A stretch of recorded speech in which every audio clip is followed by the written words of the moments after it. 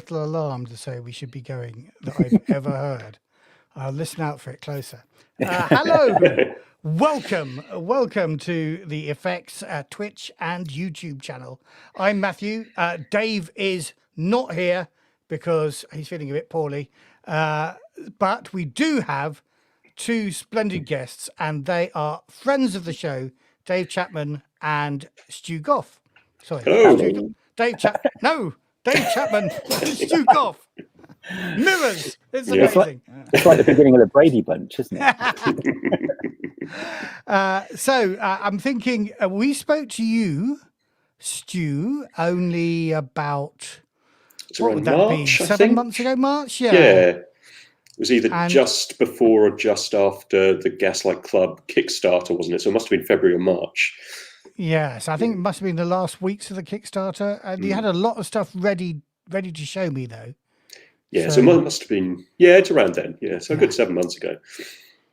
Excellent. And that was Gaslight Club, which is a kind of year zero. I mean, it's not branded as a Euro system game, but it does use that wonderful dice mechanic. Yep. Dave, on the other hand, you're here to talk about your new game, which Stoo is publishing. Again, it's currently on Kickstarter. So go to Kickstarter and seek out Wild. And Dave, tell me, what's Wild all about? It's about a dream share technology that has been made available into a world that's very similar to ours at the moment. It's not too different, except for this piece of technology, which allows you to go into the dreams of somebody else. And the basics of it are it's very Inception meets Matrix, bit of Sucker Punch in there, and very much like Neil Gaiman's Sandman, that sort of thing. So yeah, the game that we're launching to start with on Kickstarter, you play a new recruit at the tech company that's created the device, and you're going through a basic training mission to which is a simulation of the very first use of the device, which was to go into a comatose person's brain patterns basically and try and wake them up. So that's the basics of it. But and when we first launched the Kickstarter, it was basically, here's the adventure that you can play with it, and every time you play it, it will be different. But since then, and thanks to stretch goals, there will be more in the book to allow you to play even more with it. Excellent. And let's be really clear, given that we are a kind of free league shill podcast, and we talk a lot about games which, like Stew's club, there's my free league up there. my free league shelf up there. There we go. Oh, and your free league shelf up there. So we talk a lot about those games. Last time that I was talking with the two of you together, we were sat on the lawn outside UK Games Expo, extolling the virtues of the free league year zero system. But this is not a year zero system game. No. If anything, though, it has been influenced by playing a lot of Tales from the Loop, because in the past it was always a case of I was kind of a bit old school, really. So it was a case where you got your rule book and it was like 300 pages and it was rules. And Tales from the Loop has been a bit of a revelation when you kind of look at it, and it's like there's 30 odd pages of rules. It's like you don't need masses of rules to make a game brilliant, basically. And Stoo's GMs a lot of year zero engine stuff. We've been playing Tales from the Loop, which morphed into Things from the Flood because our characters got too old, and then we failed to stop the apocalypse, so now we're technically in Mutant Year Zero. That's been going for what, since the start of the year. No, it's the start of the year. It's not all that long. But and it's great. I love it as well. So it has been a bit of an influence. But this doesn't use a dice pool. No. And back when I started working on it, this must be years ago, 9 years maybe. It was dice based. It was kind of influenced by the Vortex system that I designed for Doctor Who. And then I started playing with it. I came up with this name for the new game system, which was Rapid Die Movement. Because and then as it kind of progressed to a point where I had an idea for using tarot cards for character creation. So instead of you laying out a Celtic cross spread, definitely when you were laying out a Celtic cross spread, instead of trying to work out what was going to happen or your future and stuff like that, you were actually designing your character's background.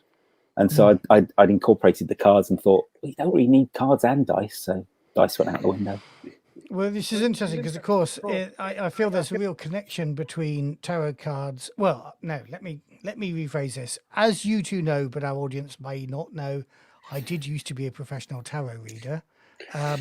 But my angle was always, despite people phoning in wanting me to, I don't know, muster the dark forces or whatever to arrange the cards, I used to say that, this was I didn't use precisely these terms, but this is a Jungian methodology of self-examination. That's how I used to explain it. And a whole bunch of people put the phone down straight away and said that's not what they wanted.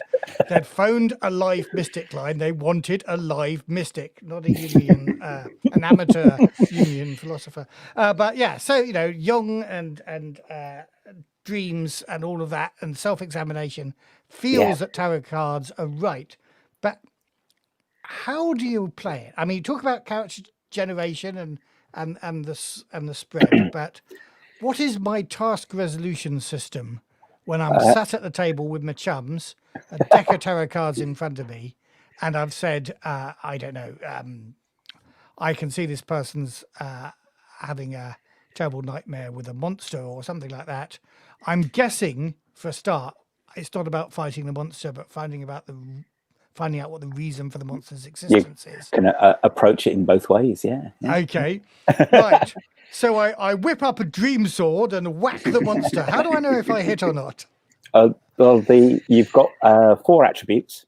There's 2 physical ones, one which is very powerful and one which is quite kind of accuracy based, and you have 2 emotional mental attributes, again a powerful one and a accurate type one, and those 4 attributes are correspond to the 4 suits. Right. Okay. And we're talking for the benefit of people that aren't really familiar with tarot cards. We're talking cups, swords, coins, and clubs. Yes, although they've got different names, in which is mostly why we're really keen to have funded the deck to go with it. Right. Okay. It saves you having to look up what each one is. So the staves, and I called it clubs actually. Staves and clubs are the same. Swords and spades are the same. Hearts and cups, coins and diamonds. What are your equivalents of those?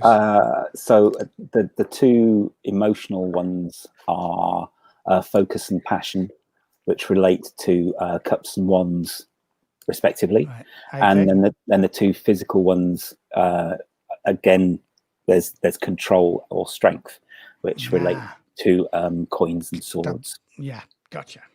Excellent.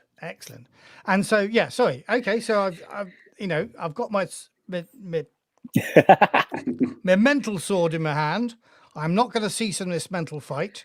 Oh no, I've got the monster fine. in front of me. What do I have to draw? You've got your 4 attributes, and you've got 5 abilities, which are kind of generic roles rather than being skills. Right. So you've got things like visionary, scholar, guardian, diplomat, things like that. And within around the table, are we expecting that one of us is the visionary and one of us is the scholar? Or one could be a little bit more statted in somewhere else, have a specialty, so to speak. But yeah, everybody's got a a slot in each, basically. Right. Yeah. See, it doesn't matter so much just because you can take a different approach to how you're doing things. It's not like D&D where you kind of need your healer and you need your fighter and you need it. So you can be a bit more, less specialized if you want. Okay. So going back to the game system a bit, so it's basically you've got a stat for your attribute and a value for your ability as well, and you draw 3 cards, a bit like a quick reading. And if the value of the minor arcana is lower than the attribute and the ability added together, then that's a success. Right. If the suit matches the attribute you've been using, that's another success. And if the skill matches the court card that it relates to, because we've included aces into the courts, so there's 5 court cards instead of 4. If that corresponds as well, that's another success. And you put 3 cards down and you see how many successes you get. The more you get, the better you do. Okay, so I have drawn, let us imagine, I've just drawn 3 cards here. I've got the 8 of Wands, which is William Gibson. Don't worry about my weird deck. No, the that's 9 cool. of Wands is LSD, really appropriate for this game. And I've drawn a major arcana as well, Justice. So 8 and 9 seem quite high to me. Have I succeeded? What are my ratings in this game? Ratings are sort of between sort of 3 and 4 each. So you're looking sort of averaging about 7 or 8. So I might have screwed that up. Might not, and then it would have depended on what attribute you were using. So if you were using passion, for example, because you had 2 ones there, you'd have got successes on those. Right. But the major arcana one, that throws a bit of a curveball in there. So depending on whether you've according to my Hexen Tarot deck, that means one world government, but I'm sure that doesn't mean it. I'm sorry, I have to say this is not a standard tarot deck to our viewers. This is the Hexen 2.0 tarot deck from the V&A. It's fabulous. Susan Traster made it, and Ken and Robin recommended it, and I had to go to the V&A to buy it on their recommendation. Awesome. Having already been to the exhibition. I ended up buying a few decks of blank cards, which were very handy, and ended up having to draw each card, so I knew basically what the symbolism was, what it was meant to be doing. And these have been sort of Tipp-Ex'd out and redrawn about 8 or 9 times, so they are a bit of a mess. And of course, seeing my artwork, while I may have worked in comics for a while, I'm looking at this is not bad tarot design. It's not great. I mean, and so I'm very happy that we've got a decent artist to redo them for me. Another artist that you can blame, you mean? I mean, no better or worse than you, really. No, just somebody else to blame. No, and who is that artist then? Who's doing that deck now that we've stretched past that stretch goal? That is Gareth Slightholme. I've known him for 30 odd years now. I first met him way back in Yorkshire, where we both worked for the Humberside Archaeology Unit, where we both did archaeological illustration. And right. I've known him for donkey's years now, but he's a fantastic artist, based up in Hull, and he does some great stuff on there. So I'm very keen to get him on board. Excellent. Let's just move over to the Kickstarter since we've mentioned it. Now, I'm aware. Some time ago, Dave, we had a long old chat about copyright on tarot cards, and I can now see where that was on Twitter, and I now see where that was heading. Oh yeah. But that all felt very, shall we say, developmental. You were God, these ideas, nothing firm yet. Yes. Now, last time we spoke to you, Stu, you said you were looking at this wild thing, and you rather liked it. Yeah. And so you've put a rocket under Dave and actually made him finish it to a state that we can be kickstarting it now. Is that the story that I'm reading between the lines here? Yeah, that's basically what happened. So I published Aegean last year. Got quick start rules. I think you've got a copy, haven't you? I have bought a copy. Yeah, I bought it yeah. off you at Dragon Meet. Dragon Meet last year. Yeah. So actually, this is when this all happened. So I published Aegean and the Adventures book last year, and that was my first sort of foray into games publishing. And met up with Dave at Dragon Meet. We'd had a chat. He'd had Wild kicking around for about 8 years now, I think. That's what he says. Yeah. Yeah. And we had a chat, and I said, "Do you want to publish? I will do it. I will figure out some money and something from somewhere, and we'll get a cover, and we'll start looking about doing a book." And yeah, that's when we decided on. Well, obviously not immediately, but over the next over Christmas, we kind of got together and sorted out the book as it stands now. So it's not a full RPG. I mean, it is. All the rules are there. But it's not the full what you'd expect as the full game. It's a kind of a starter, really. And sort of like a quick start set that are quite popular with. Yeah. Games now. But it is kind of a bit more than that because it has got, I mean, it's got the full rules and it's got the character generation, but it's kind of built around this one scenario, and it's solo, or hang on, it's got options, hasn't it? It's solo GM-less, group GM-less, or a standard group, however you want to play it. So there are different options there. And I said, we'll do a book. We got artwork done. And then this year has been a bit of it's been a bit unexpected. And we didn't do anything for months, and then I kind of sort of went, really, Dragon Meet is coming up again. It's been a year. We should have done something by now. We're doing a quick Kickstarter. How free are you to do a Kickstarter next month? And and here we are. Yes, it was October. Yeah, really was a bit of a kickstart, wasn't it? Have you got it finished yet? Yeah. So actually, in fact, that was probably the inspiring moment because you sent me a draft copy to read through, which I did. I've got some notes to give to you actually, and that was when I was thinking, we've been sitting on this for too long. I know it's been a mess of a year, but we've been sitting on it, and it's time to do a Kickstarter. Let's get everything planned, and here we are. That's kind of me all along. I'll get a bee in my bonnet about something, and then we're doing it right now.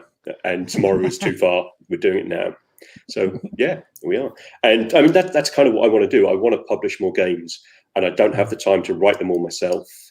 And I'm not even interested in writing them all myself because it's more fun to play what other people have done, So I'm looking to expand my publishing empire beyond 3 books and some and some supplements to more games. So this is the first step to doing that. So I was very into this Kickstarter. I went in at top level initially. I've now just backed down a bit because I love, and I want to kind of hide myself. I can't do this. Behind us is the cover. You've seen it on the thumbnail, except the cover doesn't have our logo on it or the word interview on it. It's a lovely bit of art, and I suddenly realised that the very top level doesn't get this gorgeous bit of art on the cover of their book. They've got a deluxe book, so I've come down a bit from that level, so I can have this gorgeous picture. Talking about maybe making the next stretch goal, if we get this one, maybe making the next one a slipcover with the artwork for the deluxe edition. Right, well, I might help you towards that if that's the stretch goal. Yeah, it's a lovely cover. So isn't it lovely? And I do remember actually about a bit more than a year ago, Dave, you'd put together some sort of sample pages to tout them around, I guess, the big publishing houses. Yes, and they're there. Yes, this was the printed jobby, the same printer as that we'll be using as well. And the same really format, because you're kind of going for a slightly album format, I notice, as opposed I love to square books. I really love square books. I don't know what it is. Square books are where it's at, man. I don't know what it is. I think it might have been Star Wars that actually started me off with it, actually, because there we go. Because while not a big D20 fan, the old the Star Wars ones that came out like that kind of, is that Saga Edition Star Wars? I get very confused with the variants. It's one of the Wizards versions anyway. So but they did all their Square as well, and of course Nobilis is one of the big influences when I first started writing it. And then because Nobilis has the legend that is the big white book, as they call it. Oh, he says trying to pull it off. There we go, that one. Which I do love this one. Never played it, but yeah, I do love the book. So I'll point this question to you, maybe, Stu. If you're the publisher, who's doing the layout and interior design and all that sort of stuff? Dave is doing that. Oh, excellent. Right. Okay, I'll come back to you, Dave. How's the layout and interior design going? It's mostly done. The only thing that isn't done is the extra 20 pages that was the stretch goal. It was so it's like, I've got to write some more stuff, which is the nice thing, which expands it beyond the one scenario, so to speak, which opens it up to a whole new world. Well, whole new kettle of fish, basically, isn't it? So those extra 20 pages are kind of saying, well, here's the world, go out and explore, as opposed to being 20 pages of other scenarios, right? Yeah. It's sort of like, here's how dreams work, the stability factor, what people's the amount of imagination that the primary dreamer has can have an influence on how crazy you influence things. So if you go into like the dreams of somebody who's works in a very mundane job and doesn't really do an awful lot except sit and watch football and stuff like that, when they're dreaming, if you do something like I will summon a dragon or something like that, they're going to realize something weird's going on and probably wake up. Whereas if you go into the head of somebody who watches a lot of fantasy on TV or reads a lot of books, has a good imagination, they might, they'll probably say, oh, look, there's a dragon, but they won't wake up from it. So there's the whole thing about dream stability and the imagination levels of primary dreamers and switching primary dreamers and things like that. So there's all sorts of cool stuff to add to it now. One of my favorite dream books, I'm suddenly reminded by your description, but also linking back to to the initial scenario being a simulation of a person in a coma. I'm reminded of Ian Banks's The Bridge, which was one of my favorite novels of the time, about somebody going through his own subconscious to get out of the coma that he was in. I think it's a long time since I've read it. Yeah, it's going back a bit. Yes. So we're world building with those 20 pages. What other stretch goals have we struck down now? Let me have a look at the list. I've got quite a few. List here, so I can tell you. We've got your custom artwork. Yeah. We've got the public trial adventure. So that's a play test that I ran earlier. When was it actually? Was it last? No, it was beginning of this year, wasn't it? Must have been. Yeah, I think so. Yeah, so I ran a sort of more traditional 1 GM group of players. I ran a scenario which I'm now going to write up my very scant notes and make into a full-length adventure. So this is the first public demonstration of the DreamShare device. So it's people coming into Clarity Labs and trying it out for the first time, and shenanigans obviously ensues. Excellent. And you ran that as a public trial as well, did you? It was a private trial, I guess, but yes, it was a trial of the system. Yeah, with our regular it does group. tie in with this question here from Sanjiro Tokaji.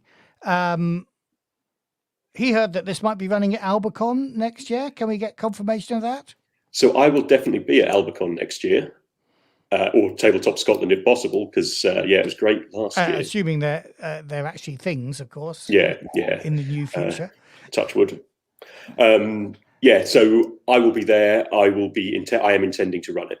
So it'll depend on schedules and stuff, but that is the plan at the moment. So Cool. yeah.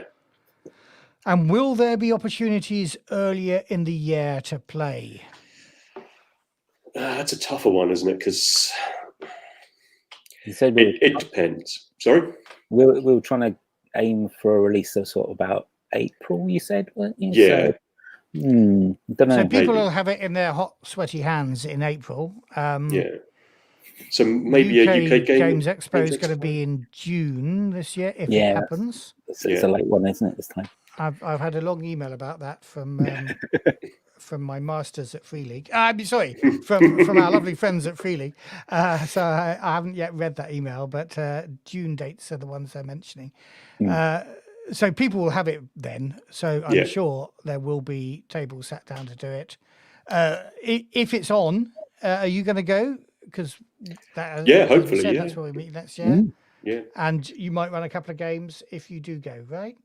If I go, I could be tempted. I could be persuaded to run a couple of games. Yeah, I would certainly you heard be looking. it here, Sanjiro Takagi.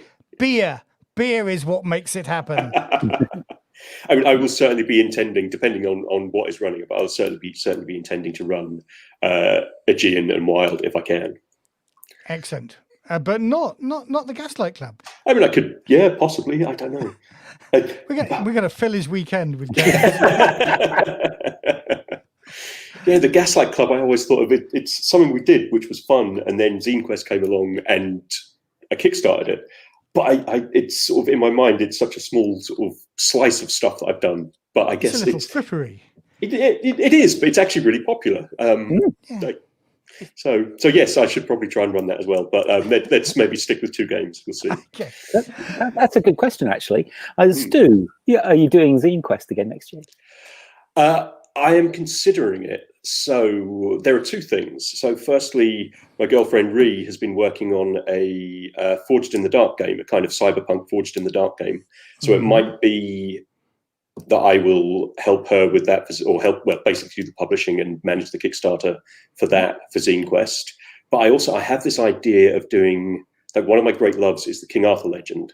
And Pendragon as a game is something that I've loved, but it's very problematic in a lot of areas. And for a number of reasons, you need a spreadsheet to play it, which is not ideal. And there are, like the setting is, it goes with the medieval sexism, and really you just want to strip that out of the game. You don't want to be playing that. And I had this idea of doing that setting, so King Arthur, and I was thinking about like Merkborg and the way it's as a game, it's a completely different format to anything else I've seen. You know, it's everything there, all the artwork, the design is so much part of the world. It's brilliant. It's amazing. But also it's very zine-y. I mean, apart from the hard covers, it is very much of the punk scenes. Of, completely. Well, my youth, you're probably too young to really remember them. I'm not sure. But so that got me to thinking about like different formats for RPGs, like the box you were showing us just beforehand with the box of cards. So what I was thinking is a Zine Quest game, which is kind of, it's a medieval tale in that style of writing, in the very kind of thou art and thou shalt and whatever, and all of the rules are in the sidebar. So the game is just a story and the rules are just a sidebar. This is what you would roll if you were doing this, and just do that kind of minimal system in there. But so that's an idea. So I might do that. That's what I'm thinking of. Cool. So it would be one of those 2. And one involves me doing a lot of work, and the other doesn't involve me doing all that much work. So we'll see how busy I am. So which one will it be? But that does kind of follow on in terms of what you said about Aegean initially. That was only ever meant to be a quick start. You're planning an expansion, filling it out into a full game? Or? Yeah, I'd always planned to fill it out into a full game, but I haven't yet, and I should. So hopefully that will get a bit more focus again next year, because I've been really slack at writing this year for various reasons. Mainly because I've been so busy like pushing Dave to do some writing. So that's why I haven't written anything. Yes. It's far easier to stand over somebody with a whip making them do the writing. This is what I do with Dave, basically. My Dave, that is my co-host. I'm the one with all the clever ideas and the organizational capability. He's the one, with the pen, getting sore fingers. I like to think he would probably argue differently. But David, come and tell me, are you planning any expansions for Wild? Oh yes, already. So yeah, basically the books are nice little square ones, about 100 pages each, and I'm already working on the next two. So the next one will be expanding on the dream realms and things like that, and then the next one after that will be like dreams within dreams and going into the collective unconscious and stuff like that. And sort of more Inception-y, I guess, at that point. Oh yeah. So each of these books you envisage kind of as a chapter in an ongoing story. So they don't stand alone, or do they stand alone, or what's your thought? You'll certainly need the first one, the one that's kickstarting at the moment. The other bits you could probably sort of pick and choose whichever bit you fancy. Okay, cool. Right, I'm just quickly checking I think we've answered questions from all our people as well, who actually asked questions and didn't just make rude comments about whether I'd actually got the top level or not. What is the very top level then? If I didn't get the top level at the time, the tippy what's the best toppiest investment one. I can make? £200, I can be a collector and get everything. And the only copy of this that still remains. That you were showing us earlier on, the original. Yeah, there were only 3 printed, and this is my last one. This is your last one. So where have the other 2 gone? They went to publishers and never came back. No, they never came back. Bastards. Big publishing houses. Well, yeah. Actually, that is a question I'd like to ask you, Stu. So, here you are. You've been a one-man band. You want to publish more stuff, and the easiest way of doing that is to publish other people's stuff. Now, we talk a lot in this industry about the big boys and the indie players. Now, it strikes me there's only maybe 2 big boys, the one that's owned by Hasbro and arguably the one that's owned by Asmodee. Everybody else is pretty much mom and pop operations, whether they employ a bunch of other people as well. You normally find there's a bunch of people sitting in their kitchen doing a whole bunch of pasting up or stuffing envelopes or stuff like that. Yeah. At what point do you become a big boy within the little pond of RPG publishing, do you think? Or are you going to try and stay truly indie for a time? I mean, without trying, I will probably be truly indie for a time, just because I think even the next step is a bit, maybe a bit far away, a bit hard to reach. I think once I can employ one person, probably myself, full time doing it, then I think that's when I made the big leagues. But I think that's quite a way away at the moment. So at the moment, I'm not going to be quitting my day job, but I am going to be carving out time to do more of this. And if you have an idea for a game, you've got something that you want. We've got one halfway completed, but we'll talk about that in a separate meeting. And my co-author ought to be involved in that discussion. I sell his work for a packet of crisps and a packet of chewing gum. Actually, let me sell his work for a packet of crisps and a packet of chewing gum right now. So I think we've drawn to the end here. Are there any final messages for people considering to buy this game or to kickstart it? Be a final. I mean, apart from please, we're 60 quid off having. Oh no, it's just gone up. We're 50 quid off having a printed tarot deck. So, right. That's one. That's so one if deluxe I went edition, back up to and my we're there. leather version, then we'd only be 30 quid off that, wouldn't we? Yep. So yeah, but there's no promise of the slipcase of the not slipcase. The dust cover. Oh, and actually, So that's a good one. The video. I think I say we. I think Dave did a brilliant job of the video. Yeah, so that's worth watching. Watch the video; it's great. It's a great introduction to the game. It was good But fun. just in answer to the question, you're not suggesting that you do a slightly tweaked version, as is asking for, which people could play to. Oh yeah, that's not a bad idea, idea. actually. Yeah, that is a good idea. So maybe we. Could be another stretch goal. Yeah. That's doable. That's very doable. Actually, yeah. Let's do this in these times. As you said, this has been a really odd year for everybody. We're all playing online, and yet you're just about to make a game that involves a bunch of people sitting around a deck of cards, which is craziness, but over to Stoo. Yeah. So he's a technical wizard. So one of the stretch goals, which we reached quite a while ago, actually, was one of which one was the fourth one? So £3,000. Our stretch goal was digital tools, and that is what we are going. That is what I will be building over early part of next year. So this will include. Have you played any not Kickstarter? What are they called? Jackbox TV games. Oh yes, no. Yeah. My nephews introduced me to Jackbox, which managed to get really rude, really quickly. But I guess that's what you get for playing with 12 and 15-year-olds. Yeah. Anyway. Yeah. So what I'm thinking is that there will be a mobile app which you can manage your character on. You can draw a deck of cards from, and so it will have all of the artwork. You can draw 3 cards at once and it'll show them. It will have, the plan is to have voiceovers for the descriptions, so as well as so anyone with that visual impairment will be able to hear what the cards are. I was also planning on the same way that the Jackbox TV works. You have one person has the app, and they can give you a code. You go to the website, put the code in, and now you're all connected up.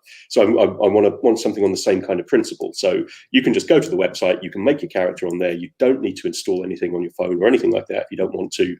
The GM gives you a code. Now you're drawing from the same card deck rather than different ones. That was the question I was going to ask, but you've just blown me out of the water there. Excellent. So, that is what I want to do. That's the plan for the digital tools, and we'll probably add in anything that like springs to mind while I'm doing it. Okay, so my challenge there is that requires a server somewhere and an ongoing cost, as opposed to the one-off stretch goal that you've just passed to make it happen. Yes, but I'm already hosting a few other things, like Elethine Society podcast that we did the past few years. So I already have ongoing server costs, so this won't really have any kind of significant impact on that. Yeah. So unless this becomes the biggest game of 2021, which obviously, Dave, it's going to be, and suddenly you have to get up to Wizards of the Coast scale to manage it. Well, then hopefully, I mean, that's a nice problem to have. I'd like to have that problem because that would be an interesting thing to solve, and I'm sure the profits from the book sale will more than cover our web hosting costs. Brilliant. Let's hope so. And there are also a lot of available on both the operating systems. It will, and also on the website as well. Brilliant. There might be some slight functionality, like possibly the audio stuff will be a bit more. And even that's fairly easy these days. It will probably be a feature match on web and iPhone and Android. So that's fabulous. That's fabulous. Sorry to give you those really hard questions at the end of the friendly interview, but way over my head. So that's over. So thank you very much, Dave and Stu, for joining us. Sorry to our listeners who were hoping to see Dave as well, but really you're better off without him. It's what I keep telling everybody.